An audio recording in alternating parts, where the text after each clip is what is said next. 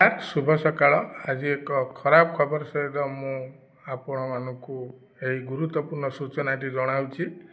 ଆଜି ଆମ share market ବା ଷ୍ଟକ୍ ଏକ୍ସଚେଞ୍ଜ ପାଇଁ ଏକ କଳା ଦିନ କହିଲେ ଭୁଲ ହେବ ନାହିଁ। ଏହାର 6 ମାସ ମଧ୍ୟରେ ଅନେକ ଖରାପ ଭଲ ପରିସ୍ଥିତି ଦେଇ ଆମ ସେୟାର ମାର୍କେଟଟି ଷ୍ଟକ୍ ମାର୍କେଟ ଗତି କରୁଥିବା ବେଳେ ଆଜି ସକାଳୁ ବଜାର ଖୋଲିବା ମାତ୍ର 10 ମିନିଟ୍ରେ 1900 କୋଟି ଟଙ୍କା ସ୍ୱାହା ହୋଇଯାଇଛି।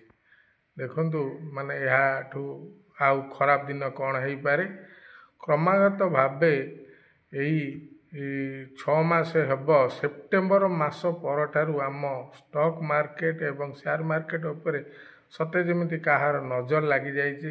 ଆମ ଭାରତୀୟ ନିବେଶକମାନେ ପ୍ରଭୂତ କ୍ଷତି ସହିବାରେ ଲାଗିଛନ୍ତି ଏବଂ ବିଦେଶୀ ନିବେଶକମାନେ କ୍ରମାଗତ ଭାବେ ଆମ ଭାରତୀୟ ଷ୍ଟକ୍ ମାର୍କେଟ ବା ସେୟାର ମାର୍କେଟରୁ ସେମାନେ ଟଙ୍କା ଉଠେଇକି ସେମାନେ ଚୀନ ଏବଂ ଅନ୍ୟ ବିକଶିତ ରାଷ୍ଟ୍ରରେ ସେମାନେ ପଇସା ଲଗାଉଛନ୍ତି, ଯାହାଫଳରେ ମାନେ ଆମର ଆହୁରି ପ୍ରଭୂତ କ୍ଷତି ହେଉଛି। ଯେବେଠାରୁ ଆମେରିକାରେ ଟ୍ରମ୍ପ ସରକାର ନିର୍ବାଚିତ ହୋଇଛନ୍ତି, ଭାରତ ପାଇଁ ସତେ ଯେମିତି ଦୁର୍ଦିନ ଦୁସ୍ଥିତି ଆସିଛି।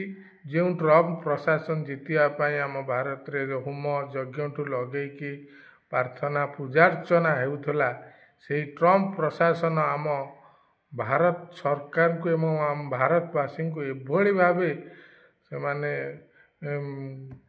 ଗୋଟିଏ ପରେ ଗୋଟିଏ ଖରାପ ଖବର ଟାରିଫର ଧମକ ଦେଇ କେତେବେଳେ ଆମ ଭାରତୀୟମାନଙ୍କୁ ତାଙ୍କ ବିମାନରେ ହାତ କଡ଼ି ବେଡ଼ି ବାନ୍ଧିକି ଆଣି ଛାଡ଼ିଦେବା ହେଉ, ସବୁବେଳେ ଭାରତକୁ ଅକଳିଆ ପରିସ୍ଥିତି ଖରାପ ପରିସ୍ଥିତି ବିଶ୍ୱରେ ନିନ୍ଦିତ କରିବା ପାଇଁ ଟ୍ରମ୍ପ ପ୍ରଶାସନର ପ୍ରାଧାନ୍ୟ ବର୍ତ୍ତମାନ ହେଇଯାଇଛି। ଭାରତକୁ କିଭଳି ଭାବେ ଖରାପ ସ୍ଥିତିକି ନିଆଯାଇପାରିବ, ସେଥିପାଇଁ ଏବେ ଯେଉଁ ଟାରିଫ ଯୁଦ୍ଧ ଆରମ୍ଭ ହୋଇଛି, ଯାହାଫଳରେ ଆମର ଷ୍ଟକ୍ ମାର୍କେଟ ଏବଂ ସେୟାର ମାର୍କେଟ ଆହୁରି ଦୟନୀୟ ସ୍ଥିତି ଅଛି। ଆଉ ସବୁଠୁ ଖରାପ କଥା ହେଲା ଏ ବିଷୟରେ ସରକାର ଯେମିତି ନ ଜାଣିଲା ଭଳିଆ ହେଉଛନ୍ତି। ଏହାର 6 ମାସ 7 ମାସ ହେଇଗଲାଣି ଏହିଭଳି କ୍ରମାଗତ ଭାବେ ପରିସ୍ଥିତି ଲାଗି ରହିଛି। ଏଥିପାଇଁ ସରକାର ଦେଖନ୍ତୁ ସେ ବିଷୟରେ ଟିକେ ବି ଚିନ୍ତା କରୁନାହାନ୍ତି। ଅନେକ ଲୋକ ସେୟାର ମାର୍କେଟରେ ଟଙ୍କା ଲଗେଇକି ସେମାନେ ରୋଜଗାର କରୁଥିଲେ। ସେୟାର ମାର୍କେଟ ଗୋଟିଏ ରୋଜଗାର ମାଧ୍ୟମ ପାଲଟିଥିଲା। ରେଲୱେରେ ତ ଚାକିରି ନାହିଁ, ଇଣ୍ଡିଆନ ଆର୍ମିରେ ତ ଆଉ ଚାକିରି ନାହିଁ, କେଉଁଥିରେ ଆଉ ଚାକିରି ନାହିଁ। ଯାହା ଫୁଡ୍ ଡେଲିଭରିରେ ବର୍ତ୍ତମାନ ଲୋକ କିଛି ଡେଲିଭରି ବୟ ରୂପେ ନିଯୁକ୍ତି ପାଉଛନ୍ତି, ତା ପୁଣି ସ୍ୱଳ୍ପ ବେତନରେ। ଚାକିରି ଭାରତରେ ନାହିଁ କହିଲେ ଭୁଲ ହେବ ନାହିଁ। ସେୟାର ମାର୍କେଟରେ ଲଗେଇକି କିଛି ଲୋକ ରୋଜଗାର କରୁଥିଲେ, ସେତିକ ବି ଧୀରେ ଧୀରେ ଅନ୍ଧାର ହେବାରେ ଲାଗୁଛି। ଆମ ଭାରତ ସରକାର ଯେପରି ଟ୍ରମ୍ପ ପ୍ରଶାସନ ଆଗରେ ଅସହାୟ ହୋଇପଡ଼ିଛି, ଯାହାଫଳରେ ତାଙ୍କୁ ରୋକିବା ପାଇଁ ଆମର କୌଣସି ପ୍ରକାର ଉଦ୍ୟମ ନାହିଁ କିମ୍ବା ସାହସ ମଧ୍ୟ ନାହିଁ। ଦେଖନ୍ତୁ ଚୀନ ଉପରେ ସେ 24% ଟାରିଫ ଲଗାଇଲା, ତ ଚୀନ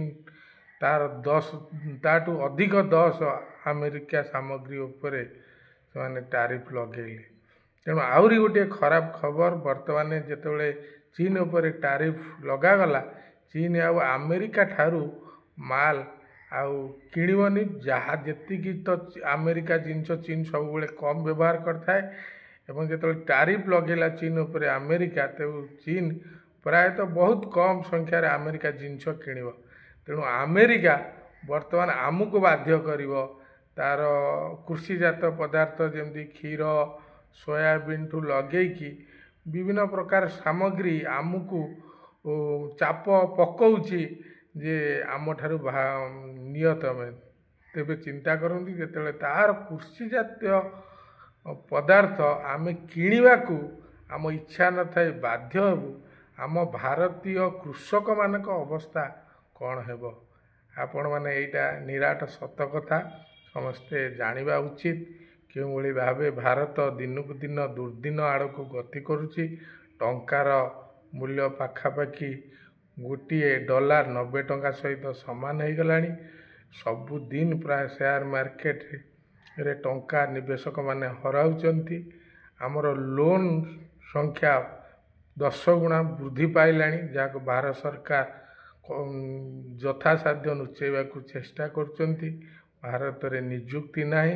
ସବୁ କ୍ଷେତ୍ରରେ ସରକାରଙ୍କର ବିଫଳତା ଜାରି ରହିଛି। ଉଦାହରଣ ଭାବେ ରେଲୱେ ବିଭାଗକୁ ଦେଖି ନିଅନ୍ତୁ। ଏବଂ ସରକାର କେବଳ ଭାଷଣରେ ଯେ ଗୁଡ୍ ଗଭର୍ଣ୍ଣାନ୍ସ ବୋଲି ବଡ଼ ବଡ଼ ଚିତ୍କାର କରିକି କହୁଛନ୍ତି ଟିଭି ବିଜ୍ଞାପନ ଦେଇ, କିନ୍ତୁ ପ୍ରକୃତରେ ଭାରତର ସ୍ଥିତି ଅତ୍ୟନ୍ତ ଭୟାନକ ହେବାକୁ ଯାଉଛି। ଆଉ କିଛି ଦିନ ଗଲେ ହୁଏତ ଆମେ ଯଦି ଶ୍ରୀଲଙ୍କାରେ ଯେଉଁ ପରିସ୍ଥିତି ସୃଷ୍ଟି ହୋଇଥିଲା ସେଇଭଳିଆ ପରିସ୍ଥିତି ଆଡ଼କୁ ଭାରତ ଗତି ନ କରିବ କିଏ କହିବ। ଈଶ୍ୱରଙ୍କ ଦୟାରୁ ଆମ ଭାରତ ପାଇଁ ଭଲ ସମୟ ଫେରିଆସୁ। ଆମ ଭାରତୀୟ ଯେମିତି ପୂର୍ବରୁ ଆମେ ଖୁସିରେ ଜୀବନଯାପନ କରୁଥିଲୁ ସେଇଭଳି ଈଶ୍ୱର ଆମକୁ ଶକ୍ତି, ସାହସ, ଧୈର୍ଯ୍ୟ ଦିଅନ୍ତୁ। ଭାରତୀୟ ଷ୍ଟକ୍ ମାର୍କେଟ, ରେଲୱେ ବିଭାଗ, ଅର୍ଥନୀତି, ବୈଦେଶିକ ନୀତିଠୁ ଲଗେଇ ସବୁ ପ୍ରକାର ଆପଣ ଜାଣି ଆଶ୍ଚର୍ଯ୍ୟ ହେବେ ଆମ ଭାରତର ପଡ଼ୋଶୀ ରାଷ୍ଟ୍ରମାନଙ୍କର କୌଣସି ରାଷ୍ଟ୍ର ସହିତ ମଧ୍ୟ ଆମର ବର୍ତ୍ତମାନ ସମ୍ପର୍କ ଭଲ ନାହିଁ। ଆଗରୁ ତ ପାକିସ୍ତାନ, ଚୀନ ସହିତ ଭଲ ନଥିଲା। ଏବେ ଶ୍ରୀଲଙ୍କା ହେଉ, ଭୁଟାନ ହେଉ, ନେପାଳ ହେଉ, ବାଂଲାଦେଶ ହେଉ, ମାନେ କୌଣସି ରାଷ୍ଟ୍ର ସହିତ ଆମ ଭାରତର ସମ୍ପର୍କ ଭଲ ନାହିଁ। ଏଭଳି ପରିସ୍ଥିତି ସୃଷ୍ଟି ନ ହେଉ। ଭାରତ ସରକାର ଯତ୍ନବାନ ହୁଅନ୍ତୁ। କେବଳ ଭାଷଣ ନ ଦେଇ ପ୍ରକୃତରେ ଏହାକୁ ବାସ୍ତବତାର ରୂପ ଦିଅନ୍ତୁ। ଜଣେ ସଚ୍ଚୋଟ ରାଷ୍ଟ୍ରଭକ୍ତ ନାଗରିକ ହିସାବରେ ମୁଁ ଭାରତ ସରକାରଙ୍କୁ ଅନୁରୋଧ କରୁଛି। ଧନ୍ୟବାଦ, ନମସ୍କାର।